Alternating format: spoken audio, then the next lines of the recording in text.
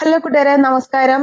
അപ്പോ ഞങ്ങൾ സാധാരണ മാർച്ച് 19 എന്ന് പറയുമ്പോഴേക്കും തലേദിവസമൊന്നും പോകാറൊന്നുമില്ല. പക്ഷെ ഇപ്രാവശ്യം ഞങ്ങൾക്ക് എല്ലാവർക്കും എന്തോ ഇപ്രാവശ്യം പോകണമെന്നൊരു ആഗ്രഹം.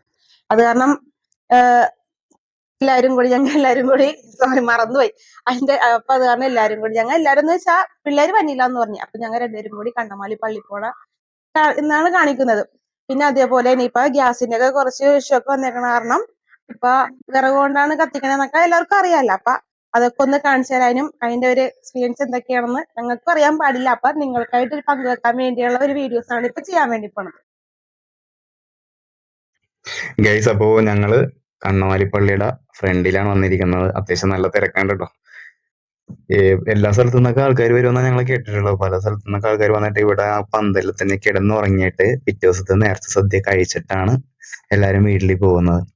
ഓക്കെ, കടകളും എല്ലാം നല്ല ഫുൾ ഓൺ എന്നൊക്കെ പറയില്ലേ, എന്ന് പറഞ്ഞാൽ ആ ഒരു വൈബാണ്.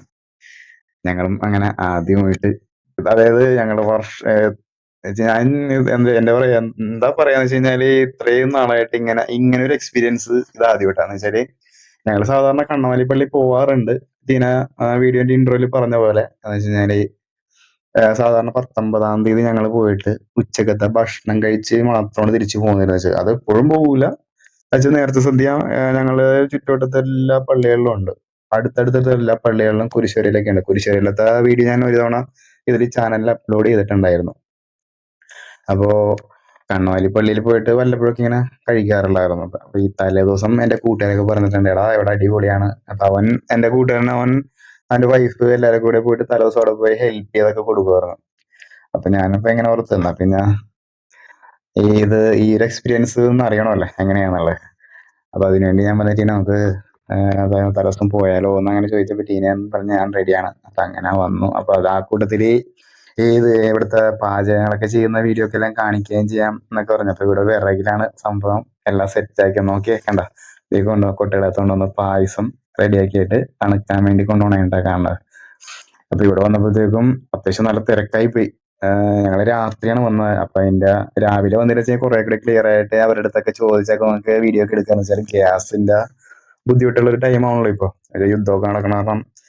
അപ്പൊ വിറകടപ്പിലാണ് വെക്കുന്നത്. അപ്പൊ അതിന്റെ ഇടയിൽ കൂടി ഞങ്ങൾ കയറിയപ്പോഴും ഈ രാത്രി ടൈമും തിരക്ക് കൂടുതലായി കഴിഞ്ഞപ്പോഴത്തേക്കും അവിടെ അനൗൺസ് ചെയ്യാൻ തുടങ്ങി, കലവറയിൽ തിരക്കുണ്ടാക്കല്ലേ, അവിടെ നിന്ന് മാറിയിരിക്കും എന്നൊക്കെ പറയാം. അപ്പൊ നമ്മുടെ വീഡിയോ എടുക്കാനാണെങ്കിലും എന്താണെങ്കിലും അവരെ ബുദ്ധിമുട്ടിപ്പിക്കുന്നത് ശരിയല്ലല്ലോ. അത് കാരണമാണ് ഞങ്ങള് പുറത്ത് നിന്ന് തന്നെ എടുത്തത് മാക്സിമം. പക്ഷെ നമ്മള് അതൊരു നേർച്ച ചെയ്യുന്ന സംഭവം കൂടി ആയത് കാരണം നമ്മളുടെ ഒരു മര്യാദ ഒക്കെ പാലിക്കണമല്ലോ.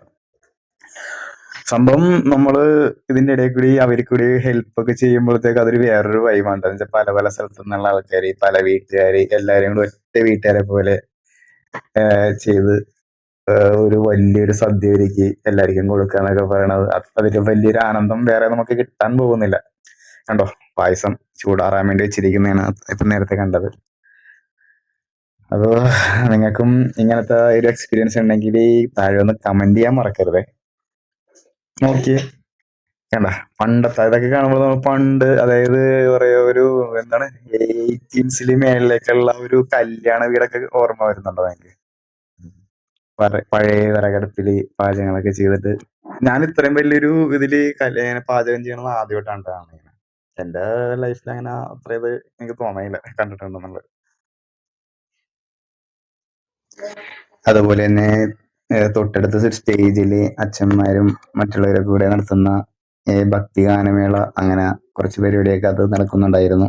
പിന്നെ ഇതൊക്കെ എല്ലാം ആൾക്കാർ അവിടെ റിലാക്സ് ചെയ്യാൻ വേണ്ടിയിട്ട് അവിടെ നിന്ന് പന്തൽ സൈഡിലൊക്കെ മാറിയാണ് തൊട്ടരികില് കായലാണ്. ആ കായലിലെ കാറ്റൊക്കെ ഇരിക്കാൻ വേണ്ടി പോണേനെ കാണുന്നത്. ഞങ്ങളും കുറച്ച് നേരം അവിടെ പോയിരുന്നു. പിന്നെ രാത്രിയാണല്ലോ, ഏകദേശം ഒരു 10:30 മണിയൊക്കെ ഞങ്ങള് ഇവിടെ വന്നിരുന്നപ്പോഴത്തേക്കും അങ്ങനെ.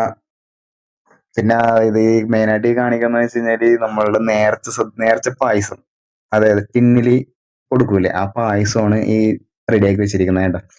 അപ്പൊ ഒരു പായസത്തിന് 70 രൂപയാണ് ചാർജ് വരുന്നത്. അപ്പൊ അത് അവിടെ കൂപ്പൺ ഉണ്ട്, ആ കൂപ്പൺ എടുത്തിട്ട് ഇവിടെ ഒന്ന് വാങ്ങിക്കണം. അപ്പൊ ഞങ്ങളും വാങ്ങിച്ചു പായസം.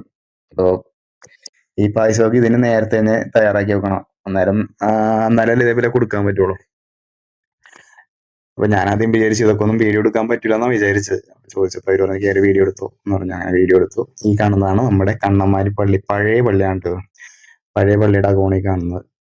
കുറച്ചു നേരം ഞങ്ങൾ അതിൻ്റെ അകത്ത് കയറി പ്രാർത്ഥിച്ചു. പള്ളിയുടെ കുറച്ച് വീഡിയോസ് കൊടുത്തു. കണ്ടോ നോക്കിയേ. എന്നുവെച്ചാൽ രാത്രി ആ പ്രാർത്ഥിക്കാനായിട്ടൊക്കെ ആൾക്കാർ ഇരിക്കുന്ന സമയത്ത് നമ്മൾ ഫോൺ കൊണ്ട് ഇരിക്കുമ്പോഴത്തേനും ആൾക്കാർക്ക് ബുദ്ധിമുട്ടാവുണ്ടല്ലോ എന്ന് ഓർത്തിട്ട് ഓടിച്ചാണ് വീഡിയോ എടുത്തിരിക്കുന്നത്. കണ്ടോ, ഇതാണ് പഴയ പള്ളിയുടെ അകം. ഇതിനകത്ത് ആൾക്കാർ കിടന്ന് ഉറങ്ങിയൊക്കെ ചെയ്യുന്നുണ്ട് കേട്ടോ. ദൂരെ നിന്ന് വന്ന ആൾക്കാരൊക്കെ ഇവിടെ കിടന്ന് ഉറങ്ങണേണ്.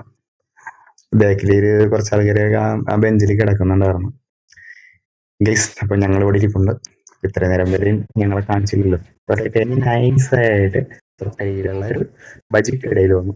ഇതിന് പറഞ്ഞു ഇതിനൊക്കെ കോളിഫ്ലവർ വേണം എന്ന് പറഞ്ഞു. കോളിഫ്ലവറും എന്നാ ചില്ലി ഗോപിയാ, അത് തന്നെ ചില്ലി ഗോപി നൈസ് ചായയൊക്കെ കുടിച്ചു. ഞങ്ങളങ്ങനെ ഇത്രയും നേരം വരെ നല്ലൊരു സന്തോഷത്തോടുകൂടെ ആയിരുന്നു. അപ്പോ ഹലോ കൂട്ടുകാരെ, അപ്പൊ ഞാൻ ഇത്ര നേരം സന്തോഷത്തിലായിരുന്നു. ഇപ്പൊ എനിക്ക് ഭയങ്കര സങ്കടമാണ്. എന്നുവെച്ചാൽ ഞാൻ പള്ളിയിൽ പോയി കഴിഞ്ഞപ്പോഴേക്കും തിരിച്ചു വന്നപ്പോഴേക്കും നല്ലൊരു മഴ പെയ്തിട്ടുണ്ടായിരുന്നു. എപ്പോഴാണ് പോയെന്ന് എനിക്കറിയാൻ പാടില്ല. എന്റെ പുതിയ ഹെൽമെറ്റ് ഇപ്പൊ നോക്കിയപ്പോ കാണണില്ല. ഭയങ്കര സങ്കടമായി പോയി. പുതിയ ഹെൽമെറ്റ് എന്ന് വെച്ചാൽ നിങ്ങൾ കണ്ടിട്ടുണ്ടാവും വ്ളോഗിലൊക്കെ. പോയത് എനിക്കറിയാൻ പാടില്ല. പക്ഷെ ഭയങ്കര സങ്കടമായി പോയി. അപ്പൊ സന്തോഷം മാത്രം കാണിച്ചാൽ പോരല്ലോ, സങ്കടം കാണിക്കണ്ടേ? അതുകൊണ്ടാ. നോക്കൂ, പുതിയ ഹെൽമെറ്റ് ആയിരുന്നു. അത് ആരും അടിച്ചിട്ടുണ്ട്. ആ മഴ ഒരു ചെറിയൊരു മഴ പെയ്തായിരുന്നു. ആ മഴ പെയ്ത സമയത്ത് ആരാണെന്നറിയില്ല, തിരിച്ചു വന്നപ്പോഴത്തേക്ക് ഹെൽമെറ്റ് ഇല്ല. അപ്പൊ ഓക്കെ, അതുകൊണ്ട് നിങ്ങളോടൊന്ന് അറിയിച്ചതാ.